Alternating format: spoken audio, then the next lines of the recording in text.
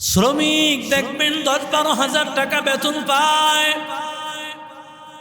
এই যে পাশেই পিলিয়ন, এই যে সামনে বান্দা লারিস ফ্যাশন আছে, বিভিন্ন গার্মেন্টসের অনেক শ্রমিক আল্লাহর বান্দারা কাজ করে, আবার 5 ওয়াক্ত নামাজও পড়ে। মালিকের জন্য দায়িত্ব, যেই মালিক শ্রমিকের কাজ করাবে 5 ওয়াক্ত নামাজের জন্য তার ছুটি দেওয়া লাগবে। যদি না দেয় আল্লাহর কাছে হাসরের ময়দানে জবাবদিহিতা করা লাগবে। ও আল্লাহর বান্দাদের দল, 5 ওয়াক্ত নামাজের জন্য অনুমতি দেওয়া লাগবে। নামাজের সময় তোমাদের ছুটি, নামাজের জন্য জায়গা। বর্তমানে মালিকেরা নামাজের জন্য জায়গাও রাখে, ইমামও রাখে, কিন্তু আফসোসের ব্যাপার আমাদের কপাল পুড়ে গেছে, আমরা এত ব্যস্ত হয়ে পড়ছি নামাজের সময়টুকু পাই না। ঠিক কিনা জোরে বলেন?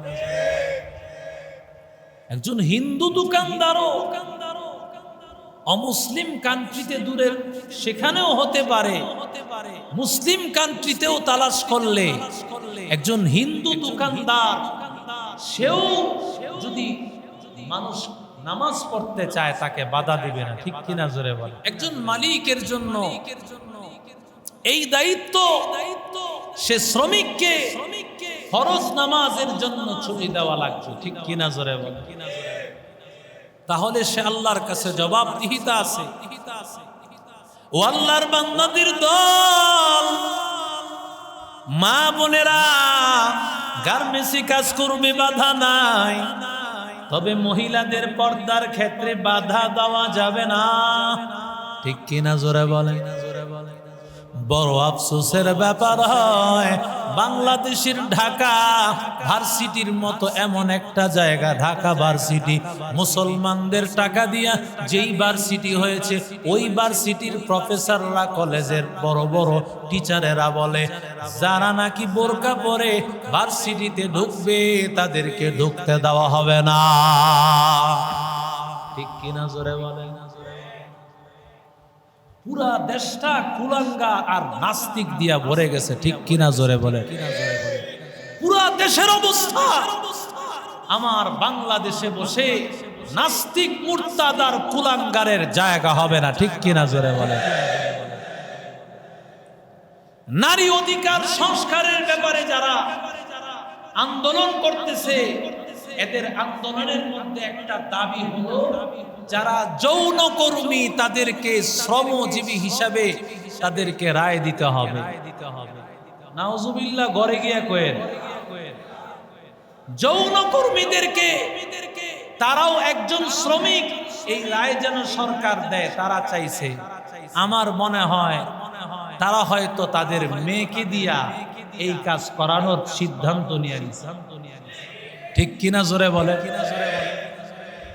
আর না হয় নির্লজ্জের মতো কথা, বাংলাদেশের 95% মুসলমানের দেশে একজন যৌনকর্মী সে শ্রমিকের মর্যাদা পাবে, এই রায় চায় কিভাবে? ঠিক কিনা জোরে বলে?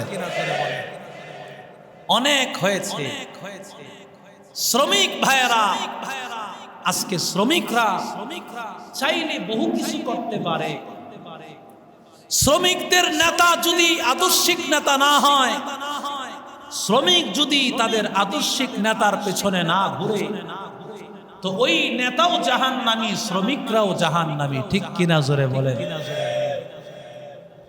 আজকে দেখবেন সারা বাংলাদেশে শ্রমিকদের অনেক আন্দোলন হয়, হয় কি হয় না? 100-র মধ্যে 99টা আন্দোলন সফল হয় না। হয় এক পর্যায়ে সে গার্মেন্টসই বন্ধ হয়ে যায়।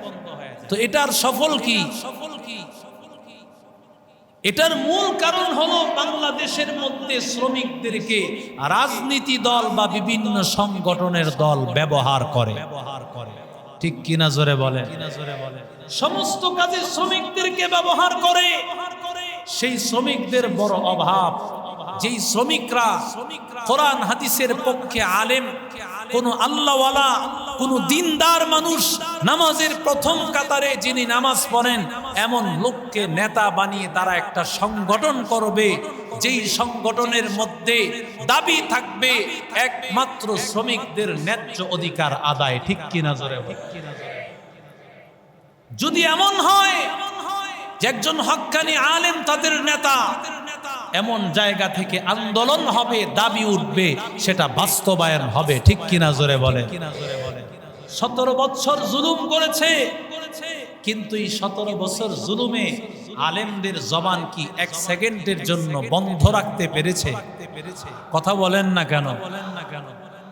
আপনি বলবেন জুলাই আগস্টের বিপ্লব এমনিতে হয়েছে, এর পিছনে তিলে তিলে ওলামায়ে কেরামরা মানুষকে গড়ায় তুলেছে, মানুষের হৃদয়গুলো যুবকদেরকে যখন উজ্জীবিত করেছে, যুবকেরা বুঝতে চেষ্টা করেছে এই দেশ কোরআনের দেশ, মুসলমানের দেশ, ঠিক কিনা জোরে বলে। যুবকেরা বুঝতে চেষ্টা করেছে। আমরা যুবকদেরকে বারবার বুঝিয়েছি এই দেশ কোরআনের দেশ, এই দেশ মুসলমানের দেশ। এই মুসলমানের দেশে কোনো অনিসলামিক কার্যকলাপ হবে, হিন্দুয়ানি মতবাদ এখানে জারি হবে, এখানে কোনো আমেরিকার রাজত্ব চলবে, চীনের রাজত্ব চলবে, তা কখনো হবে না, ঠিক কিনা জোরে বলেন। একমাত্র মুসলমানদের দেশে মুসলমানদের রাজত্ব চলবে। শ্রমিক যদি তার হক পূর্ণাঙ্গ আদায় করে, তাহলে মালিকের অধিকার আছে। মালিকের অধিকার হলো তার পরিপূর্ণ হকটা, সে যতটুকু পাওনা, তার পাওনাকে ঘাম শুকানোর আগেই আদায় করে দেওয়া। আতুল আজির আজরাহু ক্বাবলা আন ইয়াজিফা আরকাহু, পয়গম্বর বলেন একজন শ্রমিকের ঘাম শুকানোর আগেই তার পারিশ্রমিক দিয়ে দাও। সুবহানাল্লাহ।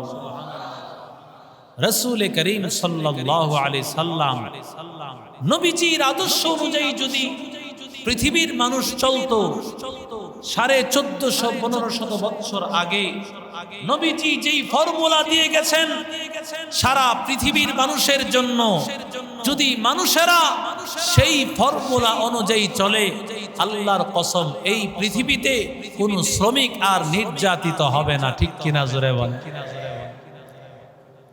পৃথিবীর কোনো শ্রমিক নির্যাতিত হবে না, কোনো মালিকও তার শ্রমিকের প্রতি কোনো সময়ে দুর্ব্যবহার করতে পারবে না, ঠিক কিনা জোরে বলেন।